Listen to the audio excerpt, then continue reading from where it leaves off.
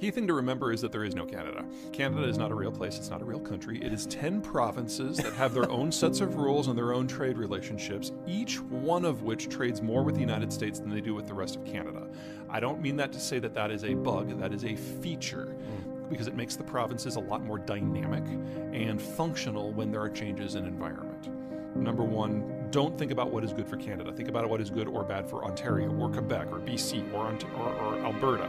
There is no unit. You guys didn't even get an internal free trade agreement until 2-3 years ago. The future we're moving into is one where we're going to lose a significant amount of energy production out of the Russian space and out of the Persian Gulf. So in that environment, anyone who is a stable energy provider can kind of write their own check. Alberta is, with Texas at the very top of the list in terms of regional systems that are going to do very well. That's number one. Number two, we're seeing a breakdown in the trade system that allows global fertilizer to be produced. In North America, that does not apply. North America makes all of its own nitrogen fertilizer. Saskatchewan produces almost all of our potash fertilizer, and we can get phosphate from some places within North America, but certainly within the Western Hemisphere. Right. So in a world where global food production gets hit hard, North American producers are fine.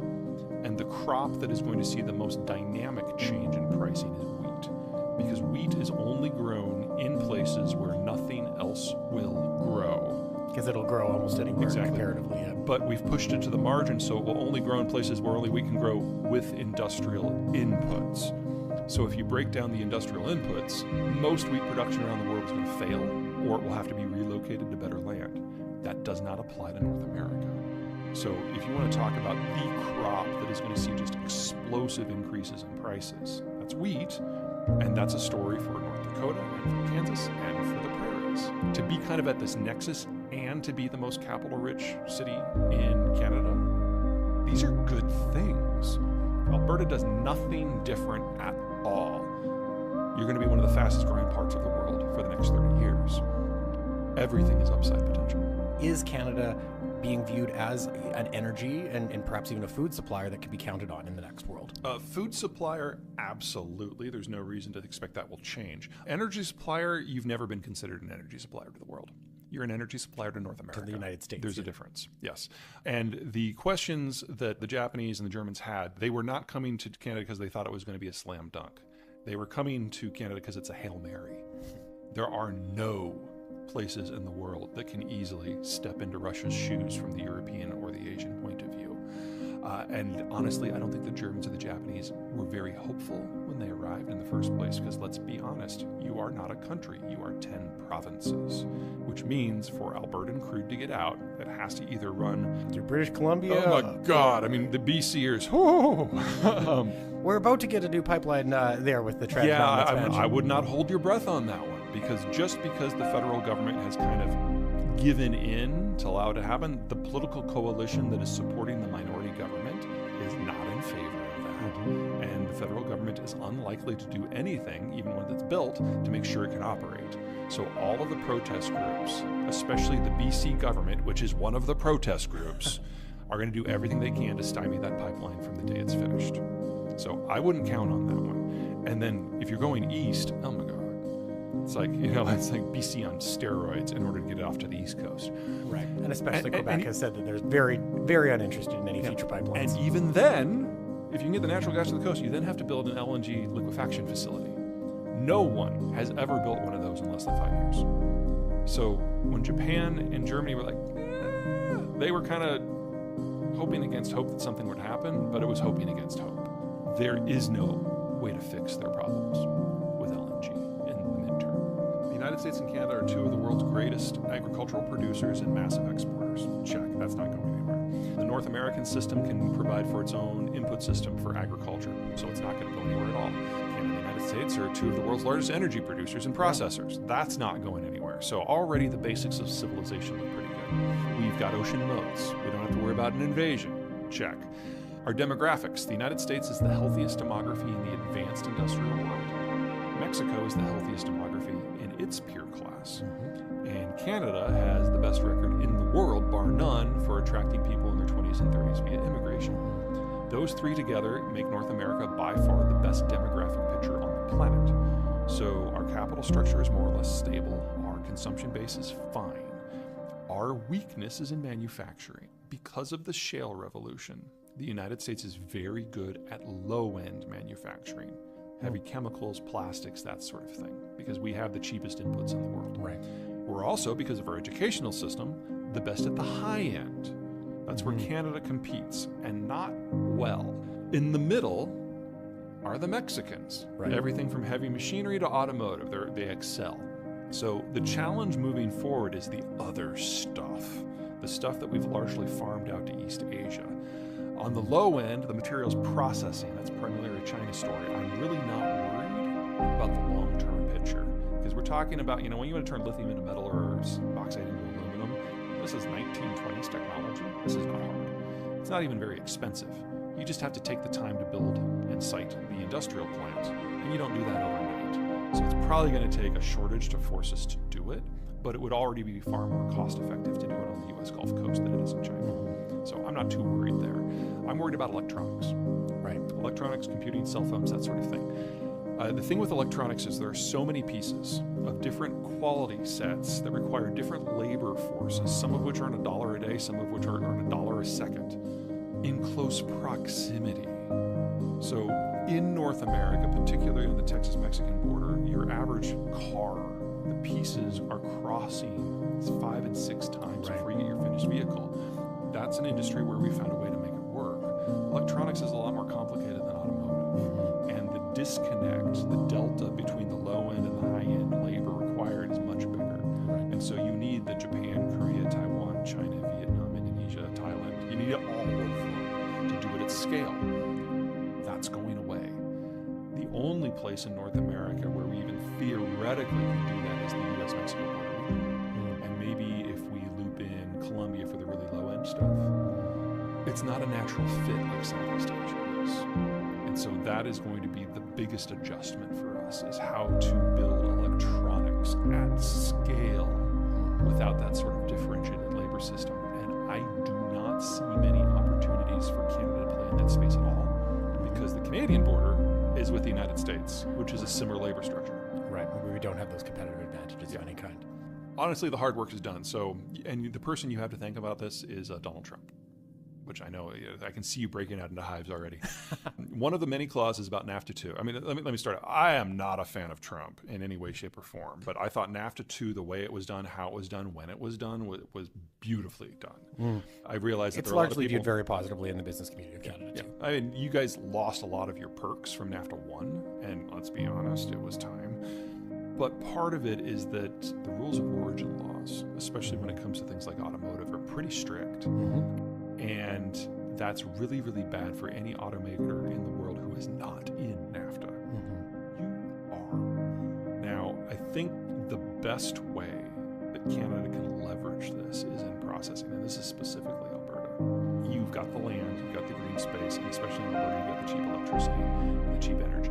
And that is the big hole that we have in the midterm. Now, the Gulf Coast is going to do everything it can to dominate this, but there's plenty of room for materials processing in Alberta, and I think you really need to take advantage of that. Beyond that, if you want to go into manufacturing, I'm not sure automotive is the greatest place for you to compete overall, because you don't have proximate centers to synergize with. But the more advanced components, the ones that are very high value added, the ones where transport is a minuscule, if not a rounding error to zero, part of the value, basically, if the part can be flown to its assembly location in an economically viable manner, that's where you can play. I'm not sure you can do that in automotives or EVs, but I bet you can do that in aerospace and electronics. There was a joke that went around American political circles in the 90s that with the end of the Cold War, New Zealand joined the non-aligned movement and Canada just became an NGO. I haven't heard that one, but I understand it. Even if Canada could function as a normal, unified, federal or unitary system, and it can't, even if it could, the shape of Canada, the size of Canada, the fact that it has an Atlantic and a Pacific frontage that are so separated economically, strategically, and culturally, you couldn't play. Because if you can't provide the base security, none of the rest of it works.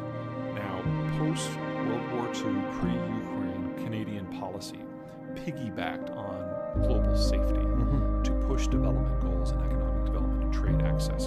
And in that, you were a middle power. but it was because of an environment that you could not create or shape. That environment is now gone, and so you would have to create or shape it yourself. You don't have the capacity. You're too far away, you're too split, you're too small. I'd argue the United States doesn't have that capacity to do it at scale on a global basis. Wow. We are going to have to choose. Now, the fact that Japan has decided to fuse with American power is a huge step in helping that work in different areas. But I think Especially Southeast naval Asia, power. Yeah. I think Southeast Asia, Northern Europe, specifically Scandinavia, again in partnership with the Brits, and maybe a degree of the Western Hemisphere in general, I think that's what we are going to be limited to. So within that pond, Canada can do a lot. But in addition to making friends with Washington, I would make friends with Tokyo, because if you're looking for something that's a little bit not the United States, Right. that's really the only option on deck until such time as the Brits kind of finally figure out what Brexit means. So over and above that, making friends with Tokyo, I'll ask another advice question. If you're advising the Prime Minister of Canada, if you don't think we can play as a middle power, how do you think we should play? This, again, is not going to be a very friendly answer. Every Canadian province trades more with the United States than it does with the rest of the world. That will not change this century. I realize that the primary Canadian cultural identifier is that we're not American. I get it. I understand it. Even though like 80% of us live, within a 2-hour sight drive. of the border. Yeah. I would say that the best way, if the goal is to maintain a little bit of light between the United States and Canada, and I understand why that is, the only place you can play is finance. Your energy goes south, your food processing largely goes through American ports. There's really not another player here, and your trade is dependent on American security. But there's a lot of money that's really scared from the rest of the world that is looking for a place to call home. And until recently, all of it that comes to Canada has been going into housing, and you need to redirect that somewhere else. Right. So, huge housing affordability issues in Canada at the moment. Yeah. Now, particularly in our gateway cities. Yeah. the foreigners who are doing this, they're scared they're going to lose everything, and it's a reasonable fear. And they would prefer a hard asset, a rate of return, and an implicit government guarantee and housing checks 2 or 3 boxes. So your goal is to create a financial product that checks 3 boxes, called a community development bond. We're moving into an environment where capital is going to be harder to get, and if you can find a way to funnel stupid, scared capital into more productive uses, that will make Canada awash with foreign money that doesn't really care what its rate of return is. Because if they get half of it back after 10 years, that means they got half their money out. They call that a win. Better than zero. Exactly. So if you can get the foreigners to pay for your own system, that's the way forward here. And that is the big outsized win for Canada to become, I don't want to call them money launderers to the stars or anything like that. No, I don't think that should be the tagline. Yeah, exactly. Right. But you could put it to more productive use than it can if it just goes into housing. Well, that brings me to the last thing I have time to ask you today, which is about inflation. Because, if we were to survey, in fact, we regularly do, the folks that live in Alberta and Calgary and Canada, I can tell you what's coming up at the top of their concern list. It's affordability, particularly inflation, and how interest rates interact with that as well. Now, there's this feeling of hopefulness that perhaps the period of inflation is mostly behind us, the pain is mostly behind us, and the interest rates will start to come down relatively rapidly. Do you share that view? No.